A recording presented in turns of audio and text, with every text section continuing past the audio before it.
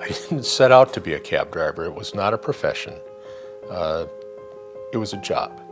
I was working to try to be a sculptor, and I wasn't making much of a living. I needed to do something else. So I took a job driving a cab, and I took what was called the dog shift.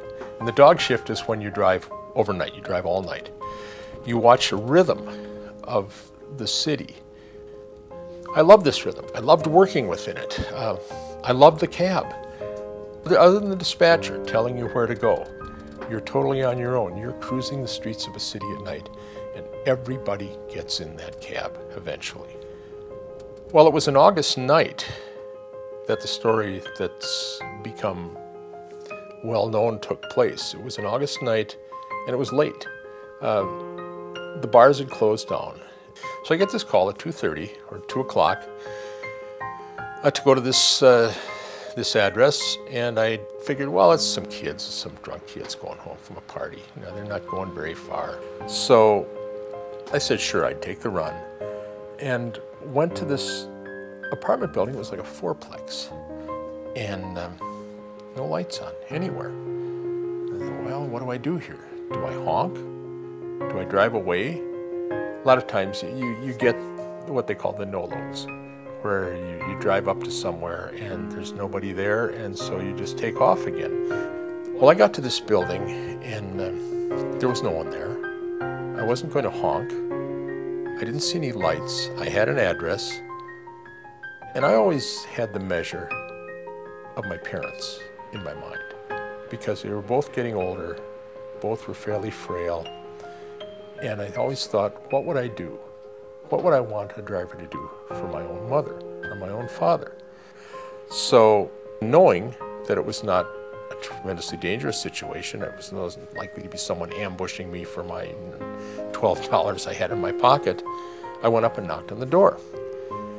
And I heard someone say, just a minute, I'll be there. And I heard a sound of someone dragging something across the floor.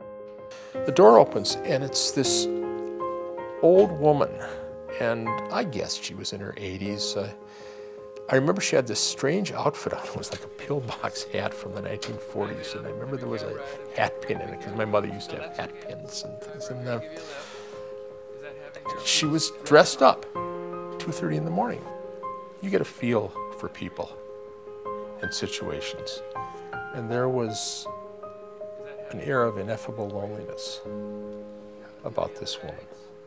And I knew in my gut that this was something I had to do right. And she said, I'm not very strong. Can you help me? Of course I'll help you.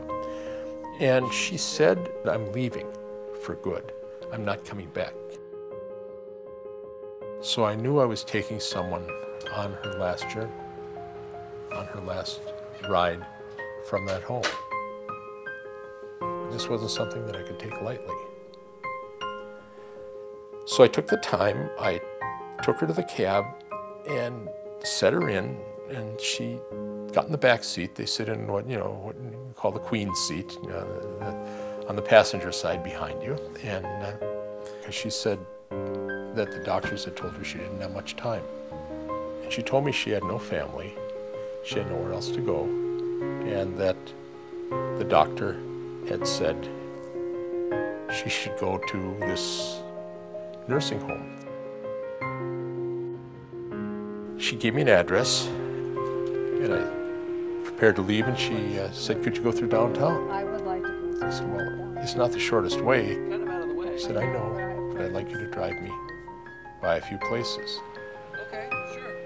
And it became apparent to me that this was not going to be a normal journey. And there was no way that I was going to charge this woman for this fare. What were a few dollars to me? This wasn't about me making a living. This was about me giving someone something important in life.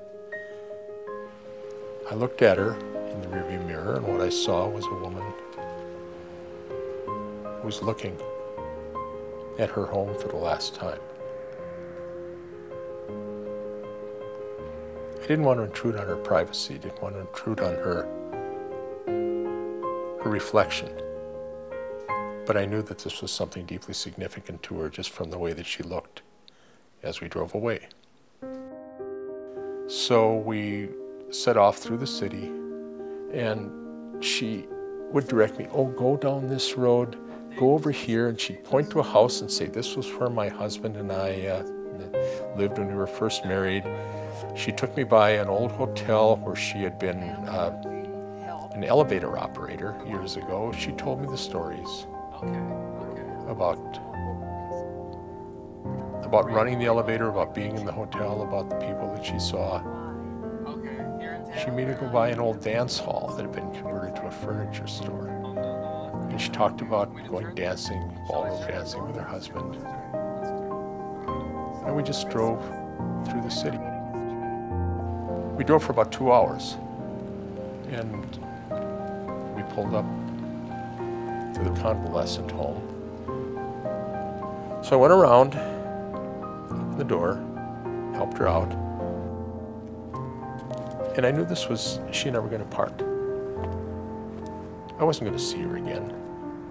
I might have had the idea that I would come and visit her, that I would become her friend, but I knew better. I had my own life. There was another person to be picked up. The next day would present another tragedy. There would be another small crisis in my own life. I was never going to see this woman again. I have to pay you. Oh, no, you don't owe me anything. Oh, yes, I do. And she said, how much do I owe you? I said, well, you don't owe me anything. Of course not. You have to make a living. Now, there are other passengers. Oh, you're such a good boy. And she said, oh, you're such a good boy. And just without thinking, I gave her a big hug. And I could see her eyes glistening. I could see that, I could feel her holding on to me as her last touch with the outside world. A woman with no family, going into an institution. And I knew that was the closing of a life, and that I'd been part of the closing of the life. She was going in there forever. And I was getting back in a cab and going down the street to the next person who needed something, the next person that was going to work, the next person that was going to be brandishing a gun, the next person that had a fight with his girlfriend. My life was rolling forward at a speed that I couldn't even comprehend.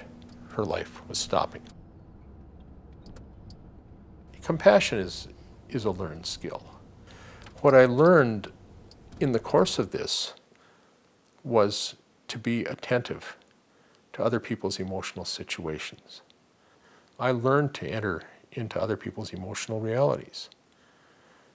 And it became one of the richest experiences that I could ever pass on to anyone, because you meet people where they live. You meet them where their heart beats. Through empathy with another person's situation, you can exercise compassion, and you can give something to them.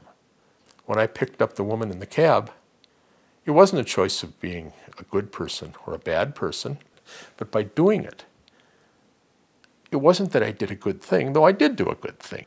I'd given her my night so I could give her her entire life. I think that's one of the reasons this story has captured the hearts of so many people. People feel they're living in a mean world, and that we're selling self-reliance as a virtue, and really what we're selling is a kind of selfishness. People are not being raised to be their brothers and sisters' keepers. And you want to think you can do something. Giving is ultimately an act of creativity. It's the act of creating something new where nothing existed before. You're loving the world into existence when you give. And that, to me, is the artistry of ordinary living.